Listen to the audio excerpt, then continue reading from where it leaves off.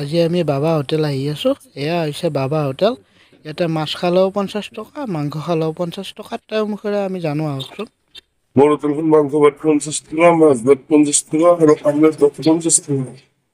মানে যাই বিচি ভাল পায় আৰু যাই যায় 50 টকাত তোমাৰ তুমি পুৰা খাবলৈ ক'লে পাৰে মানে যোনে যোনে এইটো চাই আছে তেওঁলোক আহিলে বিজয়নগৰ এনে ৰামপুৰ ব্ৰিজখন নোপোৱাতে ৰামপুৰৰ চবতে তাৰমানে আমাক লগ পাই যায়।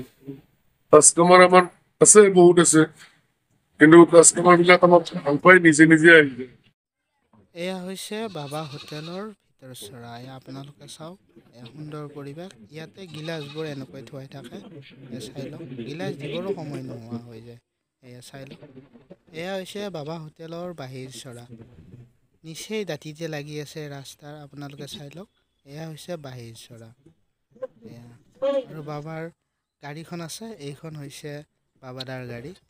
এইজন হৈছে বাবাদা। হোটেলত বহুত ভিৰ থাকে, সেইবাবে আমি 8 বজাতে হোটেললৈ আহিলোঁ এটি ভিডিঅ' প্ৰস্তুত কৰিম বুলি। চাই থাকক। দাদা আজি আপোনাৰ তাত আহিলোঁ, বহুত শুনিছোঁ, ইউটিউবতো বহুত শুনিছোঁ। আপোনাৰ হোটেলখন অলপ কৈ দিয়ক। আমিও চিকাদাৰৰ পৰা আহিলোঁ।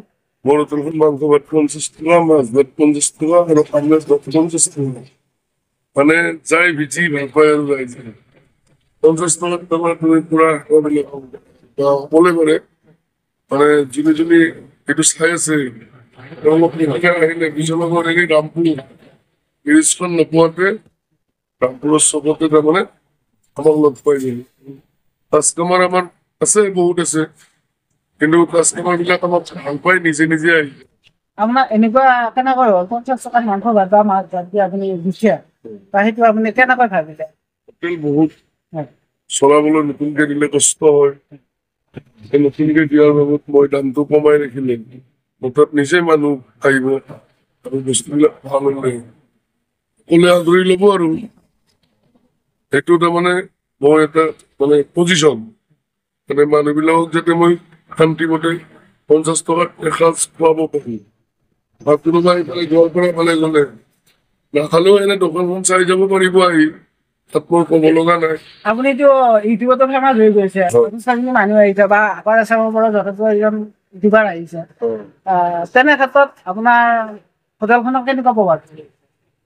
মোৰ ঠিকে চলি আছে, কাৰণ মই গ্লাছটো দিবৰো সময় নাই আৰু মোৰ হোটেলখন এনি টাইম তাতে বিকো দালি, ভাজি, পিঁয়াজ, চাটনি, মাছ, মাংস, কণী, কিবা এটা আৰু পায় আৰু তাৰে কণী বা মাছ নহ'লে মাংস। আপুনি ইমান কম ৰেটত দি আছে, আপুনি চাউলটো কেনেকুৱা পাব? চাউলটো মই জোখত মই চাউলটো পাৰোঁ। চাউলটো ভাল নহ'লে মানুহে নাখাব নহয়, আৰু আজিকালিৰ মানুহ সদায় ভালেই লাগে। আপোনাৰ এতিয়া বৰ্তমান কেনেকুৱা হয়? আজি যিহেতু সোমবাৰ, আজি বাবাৰ বাৰ, আজি সোমবাৰ যিহেতু শাওণ মাহ চলি আছে, তথাপিও মানুহ হ'বই মানুহ চিয়ৰ।